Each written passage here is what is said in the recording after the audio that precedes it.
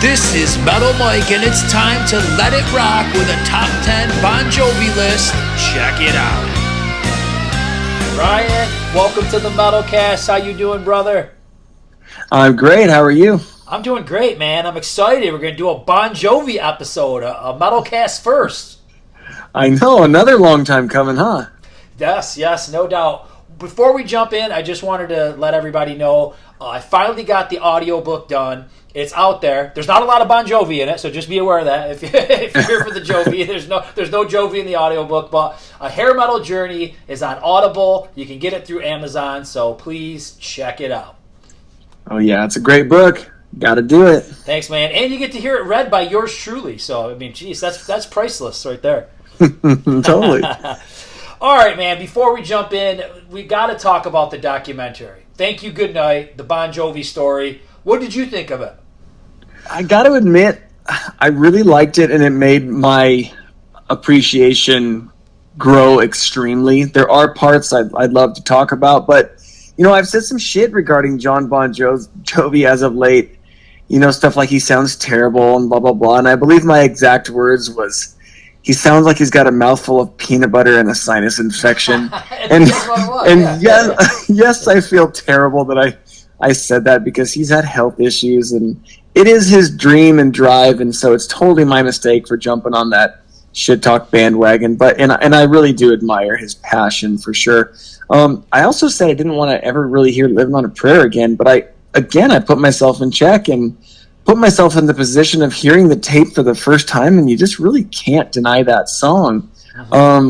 That being said, I really don't like it when celebrities get political. I don't care which side they're preaching. Yeah. I just feel it to be a shitty move on their part because they're alienating so many fans.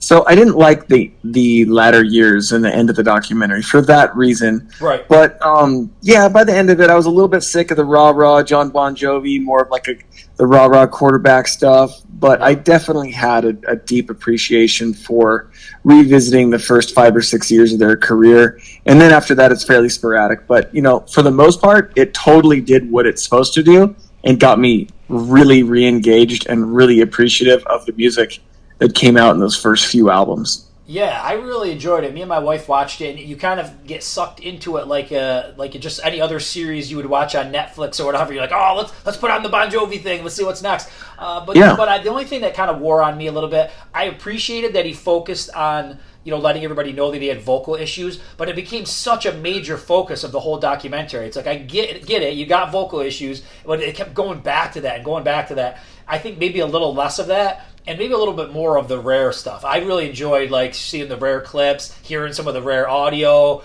you know, all that kind of stuff. So it's just stuff of them in the studio. A lot of great stuff. So overall, yeah, mission accomplished. It got me more interested in Bon Jovi again, and it was an enjoyable watch. Absolutely, I agree. All right, so the way we're going to structure this is we're going to do a top 10. We'll focus on the deep tracks first, and then we'll get into the singles, I guess. I don't know if they're all going to be huge singles, but we'll focus on deep tracks, and then we'll focus on 5 singles. So why don't you kick us off with your number 5 deep track?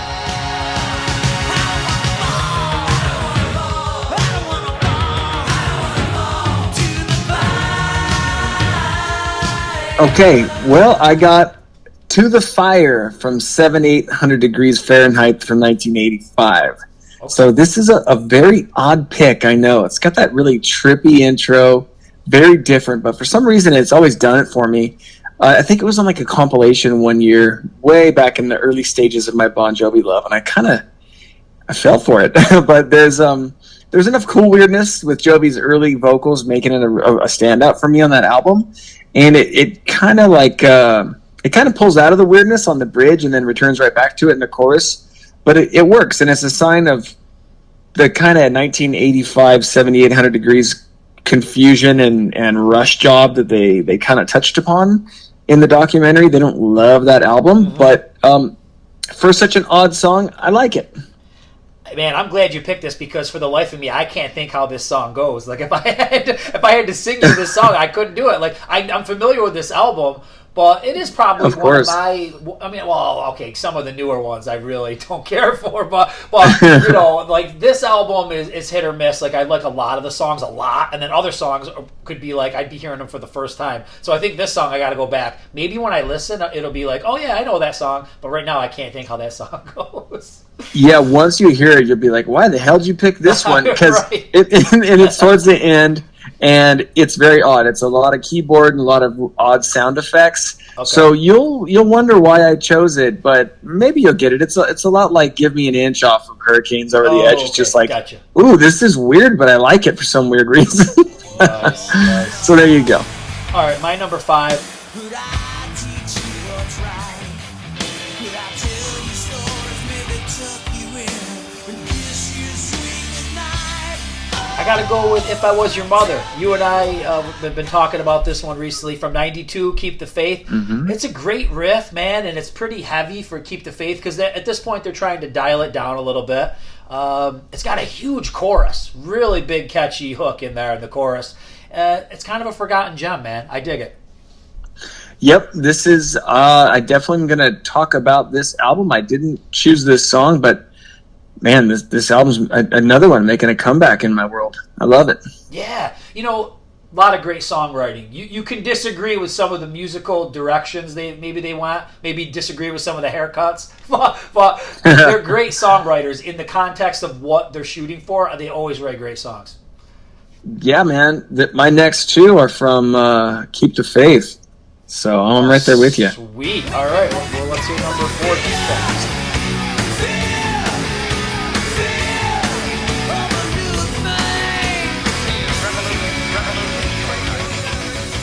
Yeah, number 4 is the song called Fear, and I was really hooked by this. It's really the Jovi vocals are just high and intense and kicking ass on this song, and it's like that mature, high, elevated, pissed off. It's great. It's less of the bubblegum, late teens, early 20s Jovi, and more of like the mature vocals. But he's up there in the range, and he maintains it. And the bridge is really what sold me on this song. It's exactly the kind of bridge that hooks me, pumps you up big time, and it's great to have a better focus on this album and discover a few more rippers.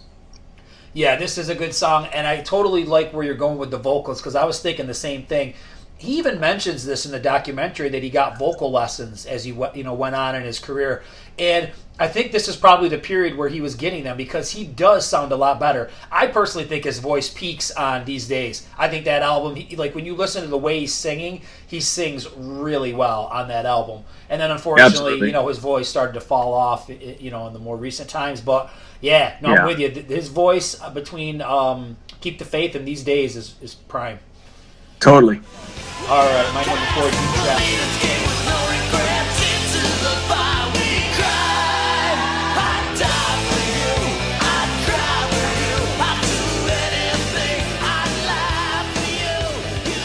I'm going with I'd Die For You, man. I gotta go for it. It's cool because it's got the synth on it, and it kind of reminds me of something that would have been on the first 2 albums. You know what I mean? It's definitely got that early Jovi vibe.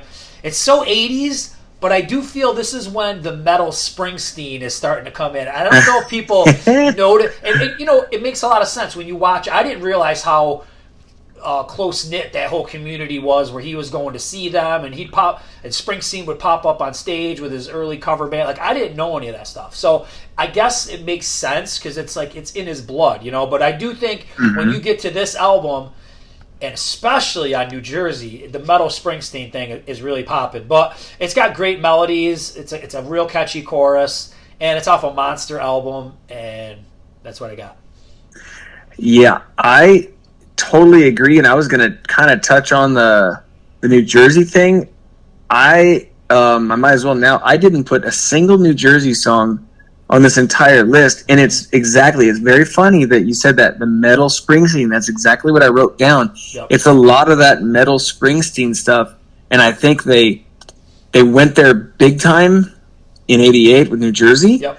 and then they kind of pulled out of it, and then eventually kind of went back, but it really killed it for me because I don't really love the ambling piano that goes along with all the Springsteen stuff, and that's kind of where they started going. So yeah, it's cool that you mentioned that. I was right there with you. Nice. What do you got for your next one?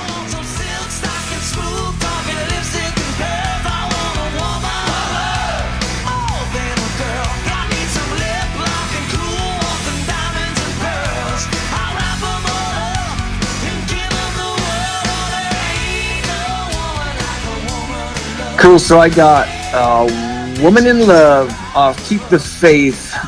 This is kind of another true to form throwback. You know, it's more of the feel good cars, chicks, tongue in cheek shit that of course I'll get hooked by and fall for. It's got a much more mature sound.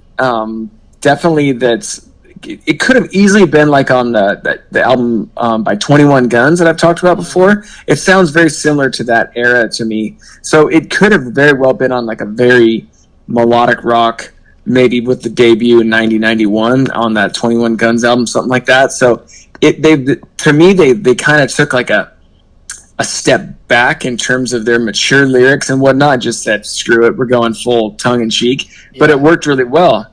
And I really like the dual vocals and that kind of call and response thing between the two singers. So this one also really hooked me as of late.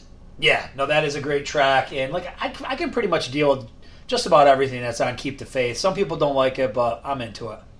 Yeah, me too. All right, my number 3 deep track. If that's what it takes, that's what I do. Tonight's the night. I'm gonna prove it to you. Do I have to break down? If that's what it takes, man. I love this song. It's a hidden gem toward the end of the These Days album. It's bluesy. It's got a cool vibe. Got a super catchy chorus. Great harmonies, kind of what you're touching on, what you just said. When you get Richie and John together, and they talk about this a lot in the documentary, there is some magic between these two guys. It's like a Lennon and McCartney harmony type thing. But, you know, one thing that I find interesting about These Days is it's pretty bluesy, right? And if we look back and we look at like Cinderella did the bluesy thing and Poison did the bluesy thing, and as they progressed and got very bluesy on Native Tongue and on Heartbreak Station, it didn't work as well. You know what I mean? Fans weren't very receptive to it. And you look back at Bon Jovi, but for some reason Bon Jovi was able to pull it off. You know what I mean? Like I just think it's better executed, at least in the eyes of the public, than those two albums that I mentioned. And you got to give Bon Jovi credit. Like, they're survivors. Like, how the hell did they survive 92? You know? Like, it wasn't... Like they said, America was a little tougher, but they still had a big album, and they had some big singles. And then they basically were smart. They just went out of the country and did a lot of touring. And that album was one of their biggest albums and biggest tours that they ever had around that era. So, smart band, and they knew how to evolve. But you know what's cool? They always kept themselves. You can listen to These Days, you can say, well, this doesn't have the distortion or anything that, Slippery When Wet has, but it's still Bon Jovi. It still feels the same. I don't know how they pulled it off, man. I guess I could probably chalk it up to John being the frontman superstar, good-looking, changed his look, changed his hair, and people really focused on that, but they maintained that sound, and they just bridged that gap perfectly. Yep. And I was thinking the exact same thing, and also great choice on this song. I really dig this song at the end of this album. Number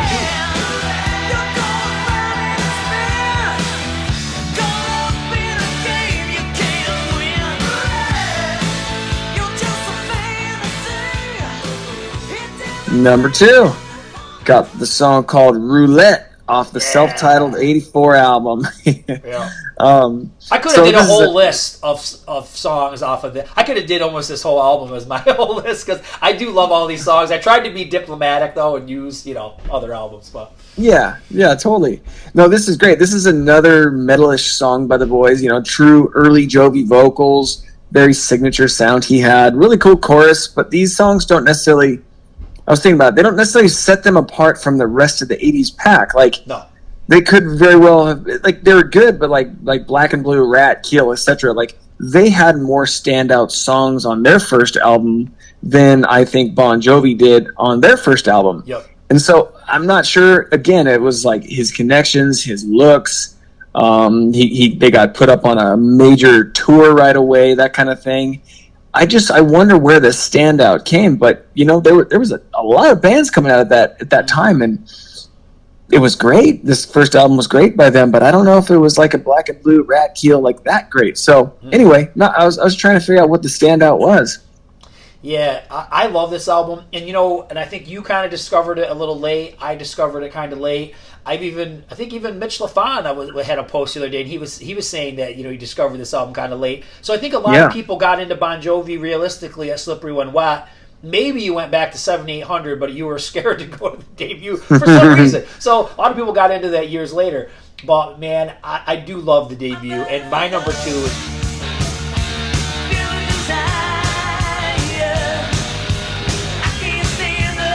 Burning for Love off the debut.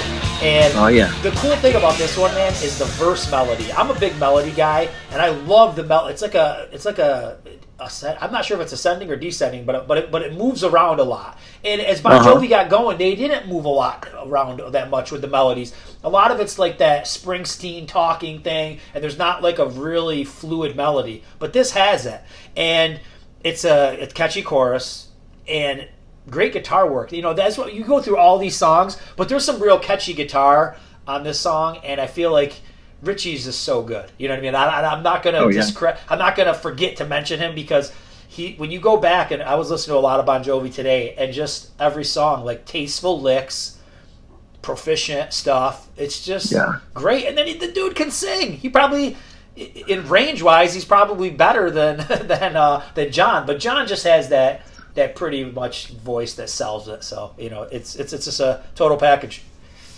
Oh yeah, man! You and I have talked about Richie's voice before, and I've stated that I think he's truly a better singer than John. But John sells it. He's got that distinct voice as well. But what a combo! Really good pairing they were. Yeah, I hope they get it back together at least one more time before it's over. I know, me too. All right, number 1 deep track.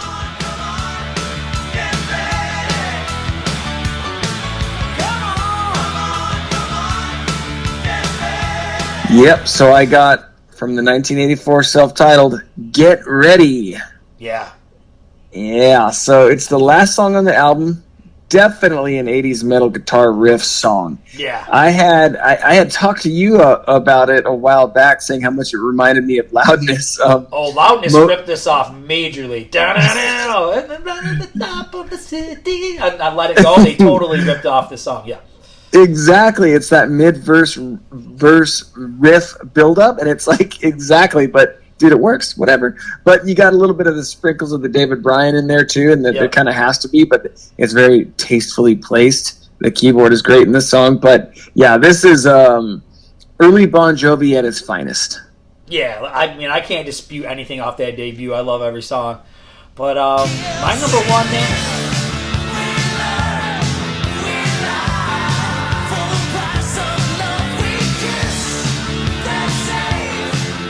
With an odd one, I'm going with The Price of Love from 7800 Fahrenheit. That's another one that's pretty, like, it has that really dramatic, slow type beginning, and then it picks up and it gets faster and heavier. Another one. I mean, you could say this about all their songs, most of their songs. Big, catchy chorus, and some catchy guitar that kind of follows the vocals in the chorus. So I love this song, man. And this is a song that I really can remember off 7800 Fahrenheit because I really like it. But the one that you had, I can't remember. But that's what I got. Well, killer. I like it. Well, this should be interesting because I can't wait to hear the big singles. Oh, do you have any honorables that you want to mention for your deep tracks? Burning for Love was on there. Mm-hmm. No, I'd Die For You. I was kicking around, but that's about it. Yeah. I had quite a few. Hook Me Up, I love off of Bounce. Shot Through the Heart off of the debut. King of the Mountain off 7800 Fahrenheit. Without Love off Slippery When Wet. And also I had Roulette too off the debut. So those are a couple of my honorables. I forgot actually. Yeah, I booted King of the Mountain off for Fear. But yeah, so that was on there. That's another great choice. Yeah, that's a good one. All right, let's hear your number 5 single. Okay, well, this one has over 1 billion streams. So that's a big that's boy. B as in boy, billion. Yep. And I kicked it off with "Living on a Prayer." So here's why. Let me explain this. Recently, I've been able to listen to this monster again with kind of a new sense of appreciation for the song structure and the lyrics that go so well. And for instance, in the documentary, I don't know if you heard him talk about it, but they play an early version of this, and the lyrics are, instead of "take my hand," they say "just hang tough." Do you remember that part? And they're sitting at that big control console. I remember when they're talking about the writing of this. Yeah, I do remember that. Yeah, and he goes, "Oh, listen, it's when we say 'just hang tough' instead of 'take my hand.'" And I'm like, "Oh, geez, this is like..." And you see how much better it flows when they say "take my hand." Mm-hmm. And if I know we're used to it, but "just hang tough, take my hand," it's like, it just works so much better the way they ended up with it. And then I also listened to John's vocals only on YouTube, and you'll hear how great his voice really was. Yep. And what a great range he had. And especially, obviously, post-solo, when they kick it up a key for the last few choruses, It's like, oh, shit, that's a tough one. And obviously, John jokes about how tough it is to sing that. But he does. He regrets it. He regrets that key change. Yeah, totally. But I had to put myself in that, young man getting the tape for the first time and going, okay, this is the catchiest shit I've ever heard. So that's why I put it on there. And, over 1 billion streams. That's kind of cool. Yeah. So my number 5, I mean, I can't dispute that. I mean, it's one of my early metal discoveries, and yeah, it's got a great place in my heart, for no doubt about it. But my number 5 is a far stretch from your number 5. Mine's a single. I don't think it was a very big single, but it's a single, and it's really, honestly, it's one of my go-to favorite Bon Jovi songs.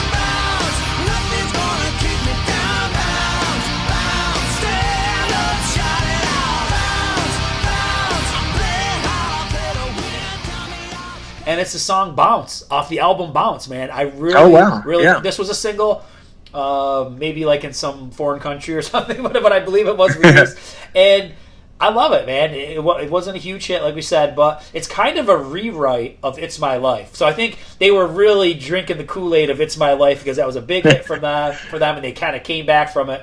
And there's a lot of elements from "It's My Life" that appear on the "Bounce" album, but this, I think it's better. I like this better than "It's My Life."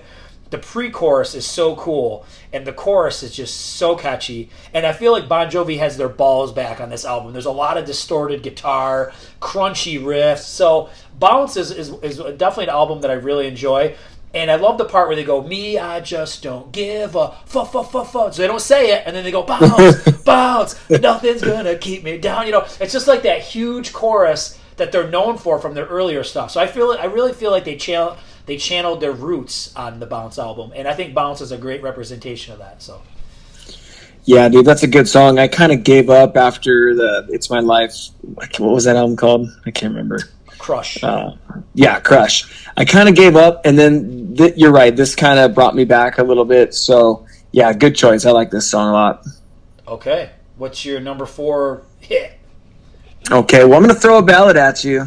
Okay, so I'm going with a heartfelt piano autobiographical song.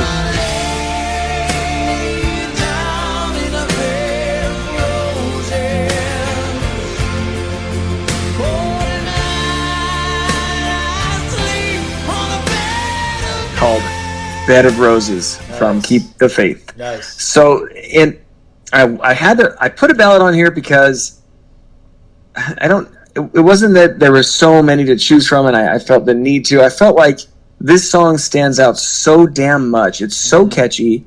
It appeals to men, women. Everybody can relate to it. It's got this building, amazing aspect of it, and Richie's background vocals are just perfect for the chorus.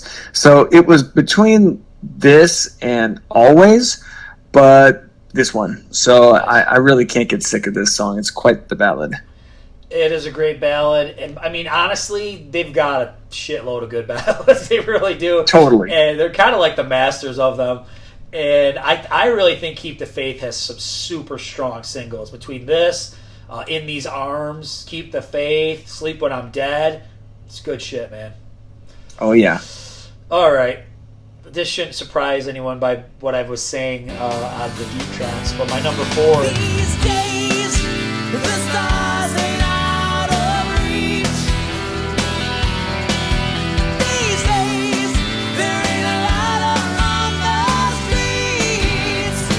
No, these days are bad. These Days was a single. Mm-hmm. And what am I doing? The song, I've got two song title tracks in a row.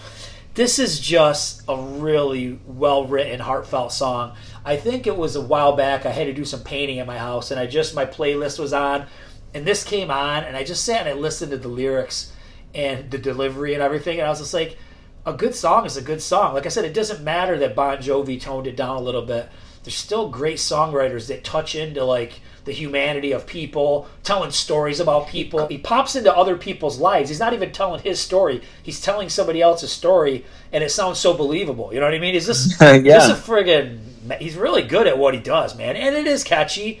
And one thing I tried to think about is, like, why do I like These Days and Keep the Faith so much more than New Jersey? Because probably the majority of people that like what we like wouldn't agree with that. And I think a lot of it, man, is the hype kind of died down. You know what I mean? I think, like, I wasn't feeling New Jersey, but it was so big, and everybody was telling me how great Bon Jovi was. And anytime that happens, I back away even more. You know what I mean? And then I think by the time you got to Keep the Faith and you got to These Days, super good albums, but the hype kind of died down a little bit. So you could just digest them, and you didn't have somebody telling you, like, how great they were. You were able to discover it yourself without somebody trying to, like, cram it down your throat. So, yeah, great point. I don't like New Jersey very much. I'll take these two albums, Keep the Faith and These Days, over New Jersey every day. And that is a very valid point of what you're saying about it. It's probably why for me as well. But I think New Jersey was very watered down. There was way too many songs, and there were and none of them stood out the way these other albums have standouts on them to me. And I felt like the Metal Springsteen was not working. They had the two big singles, Lay Your Hands on Me and Bad Medicine. I like those two because they're a little bit more true to form than the prior few albums. The rest of it, I don't do. And they were doing that cowboy thing, like stick to your guns. So it's like you got a cross between a Metal Springsteen and a Metal Cowboy. And it's just like, I don't know, man. I just wasn't feeling it. Yeah, exactly. All right. What's your 3 heavy hitter? Well, it's funny you mentioned the cowboy thing because I got Wanted Dead or Alive on here. And to me, and I think we talked about it, this is the origins of cowboy metal. But between this and the Rat Wanted Man video, which they toured together just before this, so there could be a little thievery going on there about the cowboy thing. But it's that great acoustic electric duel that I really like so much. The vocals together again, like, dude, you can't knock their vocals. You can't beat these guys vocally. It's so great together. It's a great unplugged version, a great video, really, really cool guitar intro. Everybody's tried to learn it on guitar. Good luck. And it's just a great song that it's really hard to turn off, and I pretty much never do. Nice. Yeah, I mean, that's not on my list. It is in my honorables. Like I said, I wanted to kind of spread the love out and honor some tunes that are on different albums, but man, this is a classic. I'd be an idiot to say that it isn't, you know. All right, so my number 3, strangely enough, it is going to be one off of New Jersey. And I never liked Bad Medicine. I thought Bad Medicine was just kind of corny. And I was there as a kid, right when it was released, when they gave the fans the camcorders to record the video for them. Oh, yeah. And I just always thought this song was a little corny. And I kind of put it like up against like Cherry Pies and Love in the Elevator. And, you know, just kind of like, your song is like Bad Medicine. You know, so you got to be in the right mood for it. But I think the best song on New Jersey and a really cool single is Lay Your Hands on Me. And I think it was the video too. I think to see them in action playing this song, I mean, it's got a sweet heavy guitar riff, really cool pre-chorus build up, and then the chorus. And man, I do enjoy this song, and it's grown on me over the years. So that's what I got as my 3. Oh, great song. And I wonder if when people first bought the album and they had probably heard the single first, they said, okay, here we go again. You know, it's going to be chock full of this kind of stuff. And he was so hyped and so huge at the time, he could have really put anything out, and I'm sure it would have appealed. But there had to have been some form of letdown after these 2 singles were what you'd expect, and then the rest of it kind of went down the Springsteen path, you know? Yeah, because I remember Bad Medicine was first, and I thought it was okay. Second was Born to Be My Baby. I did not like. And then I think I'll Be There For You kind of rebounded. I thought that was a decent ballad. And then I think you had Lay Your Hands on Me. I could be wrong, but I think that's the order of releases from the way I remember it. So if you were going just by the singles, you didn't catch this one till the tail end of the album run. So, but yeah, it is what it is. Very good. All right, number 2.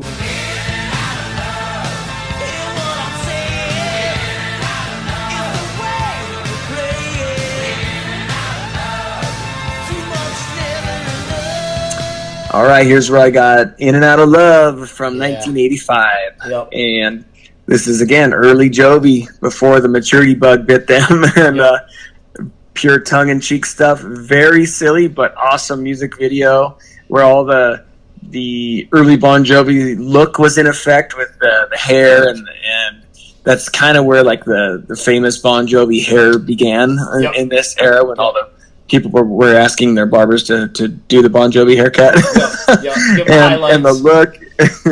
But I love the Boardwalk concert vibe on this video, because here in Santa Cruz, California, we have a boardwalk where we have really, really cool bands play, and it reminds me very much of that. And it was that just really hyped up, fun vibe that they were putting off. And anyway, you've seen the video. Everybody's seen the video. It's very cool. So I don't know how much the boys love it, but I love it.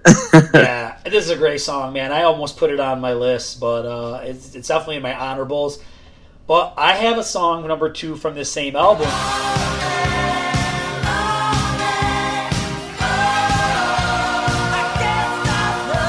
And I got Only Lonely. And okay. I dig this, man. It's got the keys. It's got some good chugging. Another huge chorus. And I don't know. It's just that it really personifies that early Jovi sound. You know what I mean? Those first 3 albums kind of all go together, and then it kind of changes. But Only Lonely. I love it. Yeah, good choice, man. That was on my honorables. All right. I can't wait to hear. I wonder if we'll have the same one. What's your number 1? Oh.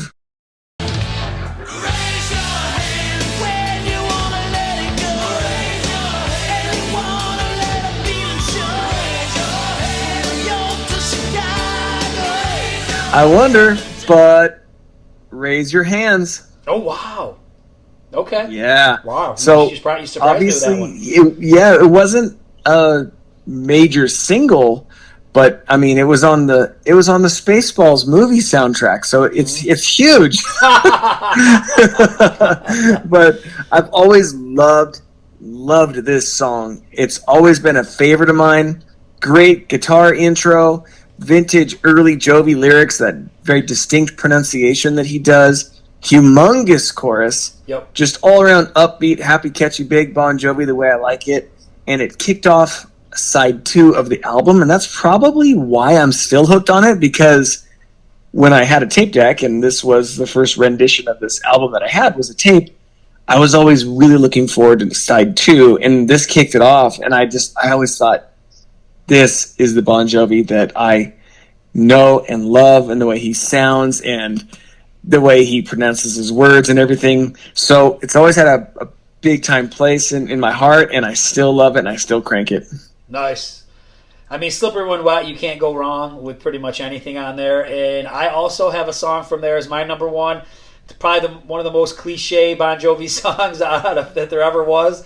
But I got to go with You Give Love a Bad Name, man. It is the first song I ever heard by them, first video that I ever seen by them. And really, it was one of those classic 80s videos that everybody started to copy afterwards. Or maybe they copied other people too, but you know, that whole thing where, you know, the explosions and they had the look and, you know, the crowd was going bonkers. So, you know, what can you say about the song? I mean, you got the catchy intro lead that just sets it right off. You got the chuggy riff.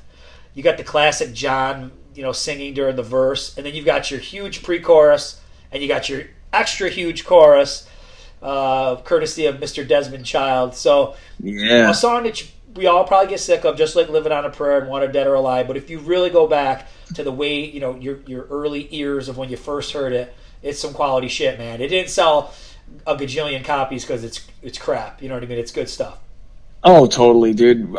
Definitely have had my phases of switching the channel when this song comes on, but these days I definitely do not. I still really appreciate this song, and I think one of my favorite parts of any Bon Jovi music video is when Tico throws his drumstick in the air and about 50 of them come down on his head. It's a fun video. What's that? It's just a fun video. Oh, yeah, totally. So I totally condone your number one, and I'm probably going to go crank this whole album here in a minute. Nice. Some honorables for your hits. Let's see here. I had Always, of course, on there. Let's see, what else did I have? I think that was kind of it. I kind of willed it down. I had some. Yeah, that's kind of it. I just had Always. I was kind of kicking around the two ballads, so that could be it. Obviously, Wanted Dead or Alive was in there. In and Out of Love, both of those. I think Every Day for Bounce. Dude, I'm a big advocate for Bounce, as you could tell. Every Day was the first single. Great song. Something for the Pain was a single from These Days. In These Arms and Sleep When I'm Dead off of Keep the Faith. And also from These Days, This Ain't No Love Song. So, dude, I am a sucker for some of these later Bon Jovi. I mean, not the later Bon. Like, I don't know if I'm down with Legendary, his new song. It's okay, But like, I think if you, after Bounce, it's pretty much, Have a Nice Day. There's a couple okay songs on that, too. That's probably when it ends for me. But there's some cool shit that people just can't discredit. You can't discredit Bounce in These Days. Like, those are really good albums that are kind of like post the heyday. So totally. And you know what? One that I did kind of forget, and I'm really surprised that neither of us had on there, is Let It Rock. Let It Rock is a great track too. Yeah. I was really kicking that one around. That was even on the list for a minute, and then I kicked it off. That's a good one, man. Well, you know what? This was fun. I'm glad that we did it. I hope that people kind of go back and maybe check out some of those albums, especially some of the later stuff that we mentioned, like These Days and Bounce and Have a Nice Day and stuff, because there is some cool stuff on there. You can't discredit it. Yeah, exactly. I think this is gonna. I mean, it's totally reinvigorated me and my Bon Jovi love that I definitely had once upon a time and kind of fell off of a little bit. But I'm gonna kind of dig into the latter albums, and I'm still back in the old days and really feeling the way he used to be. So, the documentary did what it was supposed to do. Yeah, I'm sure they're selling a lot more records and doing a lot more streams since that. So, absolutely. Well played, John. That's right. I think he needed it. I could tell with his estate on the New Jersey shore, or wherever it is. I think he needed a little bit of extra cash. Yeah, he might need some more money for some new laser beams if his voice surgery didn't work out. Oh my God, I know, poor guy. I give him credit, man. He really was pushing hard and did everything that he could, even if it doesn't come back. Because for some people, even with the surgery, it just doesn't come back. He did really put a lot of effort into it, so good for him. Very good. Cool, man. All right, brother. That was awesome talking some Bon Jovi. Rock on!